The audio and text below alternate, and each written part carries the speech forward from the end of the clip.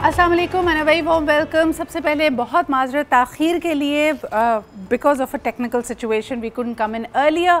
सबसे पहले आपको ये बताते चलें कि दोस्ती का हाथ बढ़ाना, इसकी अक्सर मिसालें हमें मिलती हैं और हालात जैसे भी हों, कहा यह जाता है अगर आप पहल करते हैं डायलॉग के लिए या ये जेस्चर देते हैं then you are the bigger person.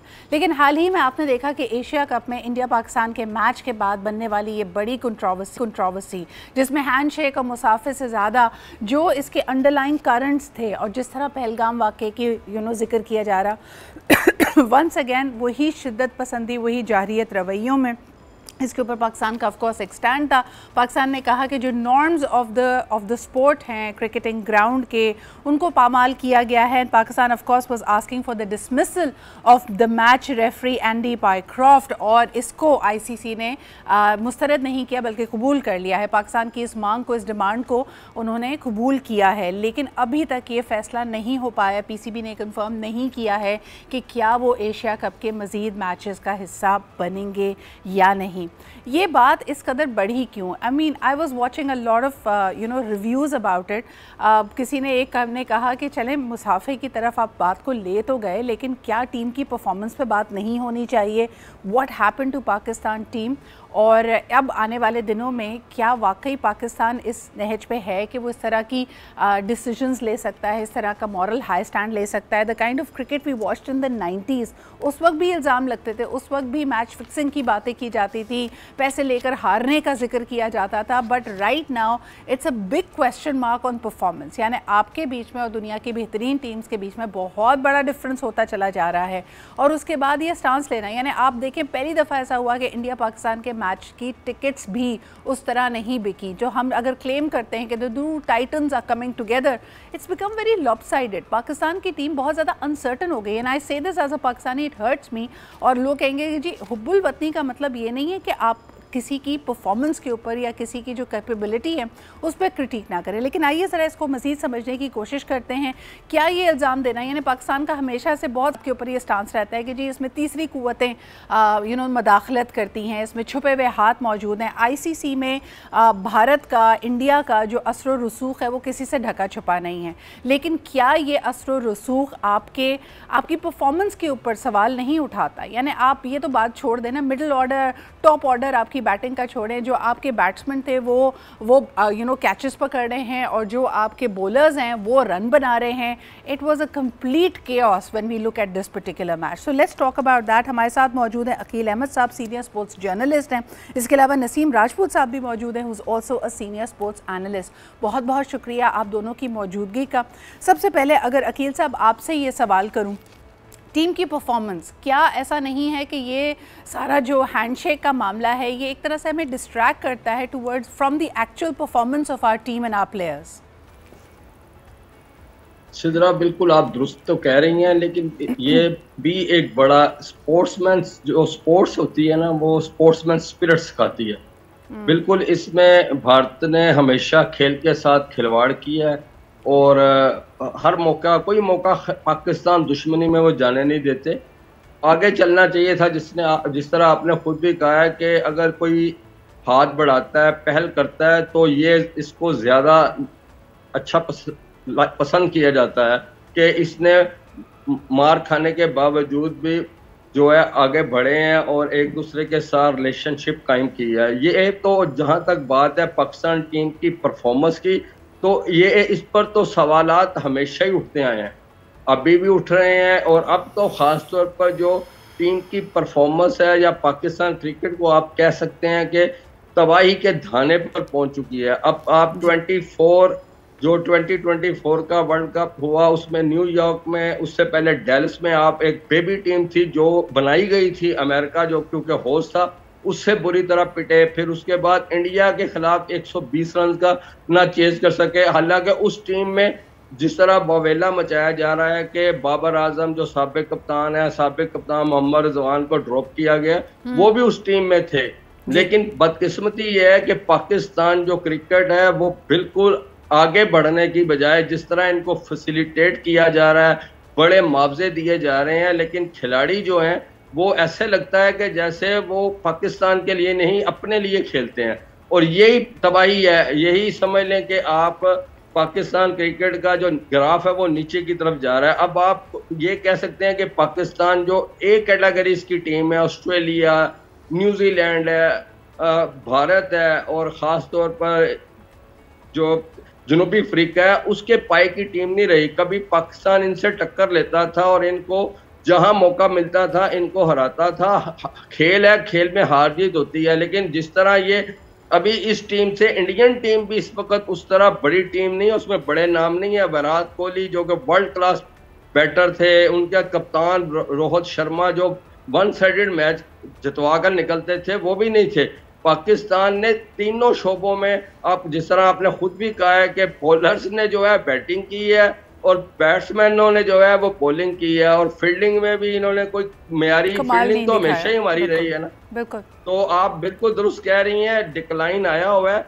ये भी एक सर डिक्लाइन की आप ये हालात देखें कि हम टॉस के बाद फैसला करते हैं इस पिच के ऊपर बैटिंग करने का, जबकि एवरीबडी न्यूज़ कि इसका विद टाइम, इसका ड्यू फैक्टर जो है वो दूसरी टीम के हक में जाता है। जैसे जैसे पिच गेम आगे बढ़ती है दूसरी टीम के लिए ज़्यादा फ़ायदेमंद होता है, और यही हुआ कि हम देखते हैं कि अंडर 10 रन पे, या मेरे ख्याल में 10 या 12 रन से हमारी 2 विकेटें भी गिर जाती हैं।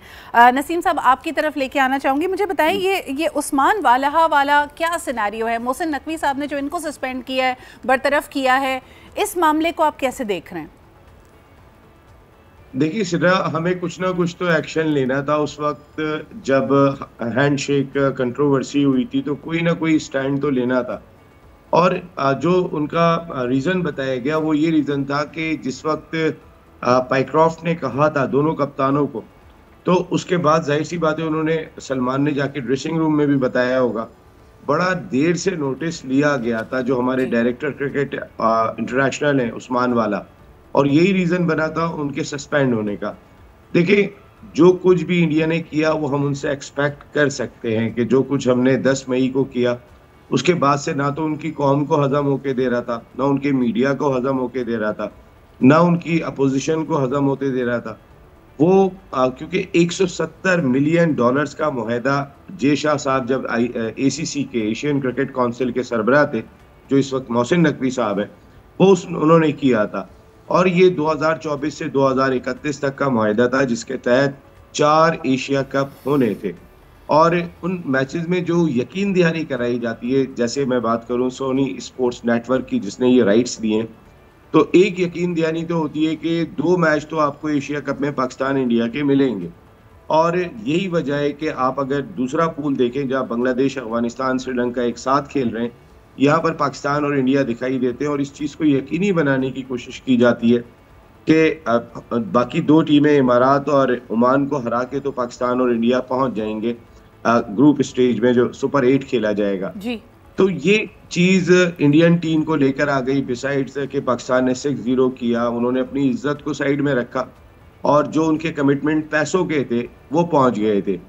लेकिन जो कुछ उनके दिमाग में चल रहा था, हमें भी मेंटली प्रिपेयर लेना था। देखिए सिद्धरा, हम हाथ मिलाने तो गए नहीं थे, हम क्रिकेट खेलने के लिए गए थे वहाँ पे, और अगर उन्होंने हाथ नहीं मिलाया तो ठीक है, नहीं मिलाया, आप भी उसी तरीके का जवाब दे दें। अगर Surya Kumar Yadav post match presentation ceremony में संजय मंजरेकर से बात करते हुए अपने आर्म फोर्सेस को अपनी इंस्पायरेशन का सबब करार देते हैं कि वो सरहदों पे हमारी हिफाजत कर रहे हैं, और हम ये जीत उनके नाम करते हैं, और उन्होंने कहीं ना कहीं ऑपरेशन सिंदूर का भी हवाला दिया, मेरे ख्याल है हाथ ना मिलाने से ज़्यादा ये बहुत इंपॉर्टेंट पॉइंट था, जो जब हमने कंप्लेन की थी तो ये पॉइंट थोड़ा सा पीछे रह गया था। और हाथ नहीं मिलाया। नसीम साहब, मुझे ये समझ नहीं आता कि हम हमेशा एक विक्टिम कार्ड क्यों प्ले करते हैं।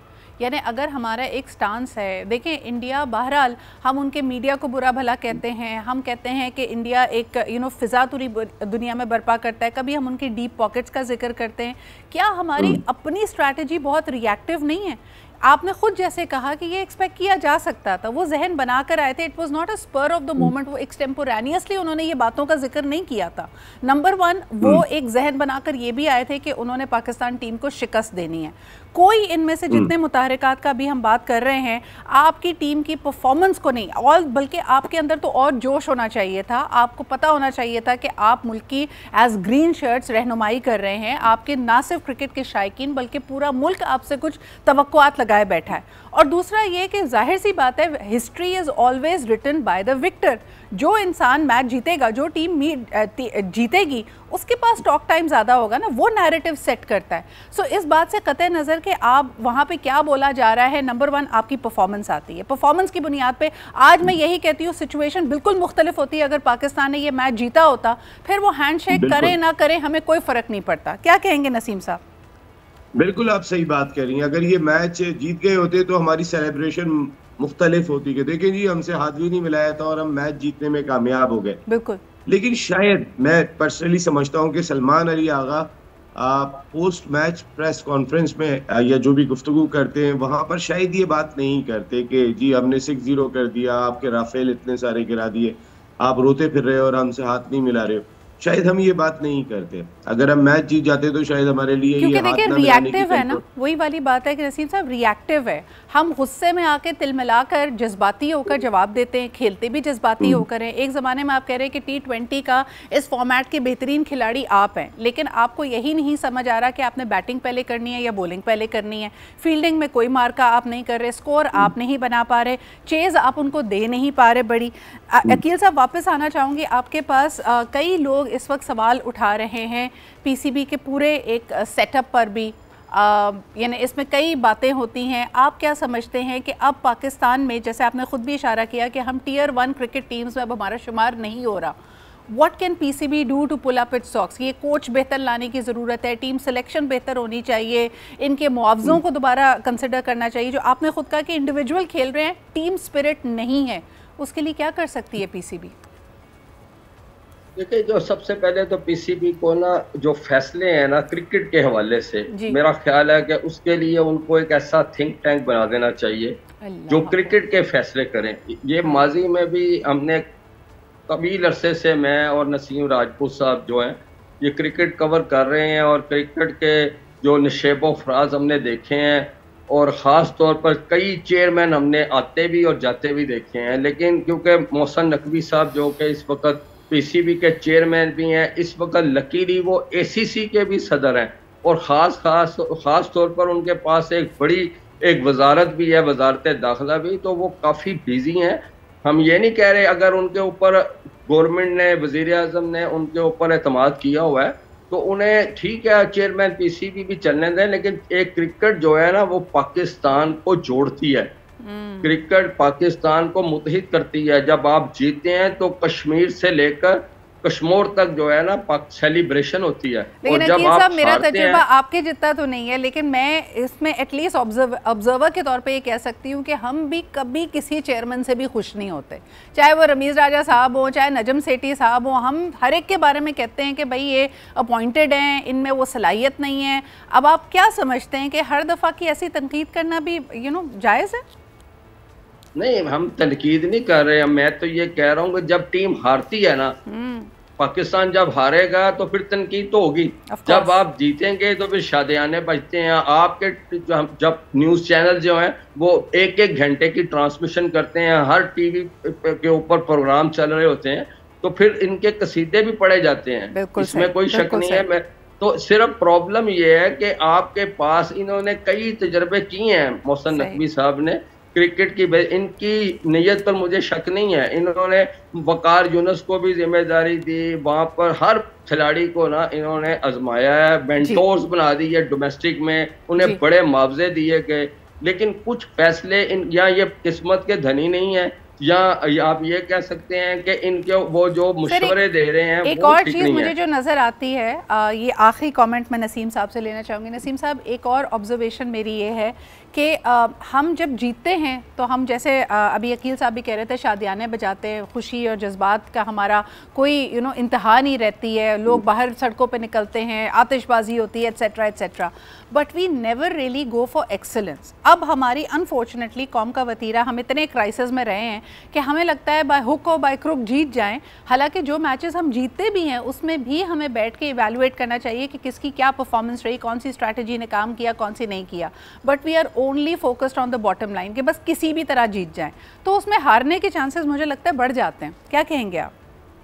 बिल्कुल, आप बात सही कह रही हैं सिद्रा। असल में हमें अपने सिस्टम पे काम करना होगा। 28 को बीसीसीआई की प्रेसिडेंटशिप का इलेक्शन है जी, और जो इंडियन क्रिकेट बोर्ड है, और जो प्रेसिडेंट आएगा ना तो उनका सुप्रीम कोर्ट हटा सकता है, ना उनका सदर हटा सकता है, ना उनका वजीर आजम हटा सकता है। सही। क्योंकि वो इंडिया की जितनी रियासतों से गुजर के इलेक्शन जीत कर आएगा तो फिर वो कानूनी तौर पे प्रेसिडेंट होगा और वो अपने 5 साल पूरे करेगा, 4 साल पूरे करेगा जो उनकी टर्म होती है जी। हमारे चेयरमैन को पता नहीं होता कि वो सुबह सो के उठेंगे तो क्या डिसीजन होगा। मोहसिन नकवी साहब जरा ज्यादा तगड़े, हाँ। लेकिन जिस दौरान में इंडिया का एक चेयरमैन रहा है, हमने 4 चेयरमैन चेंज कर दिए।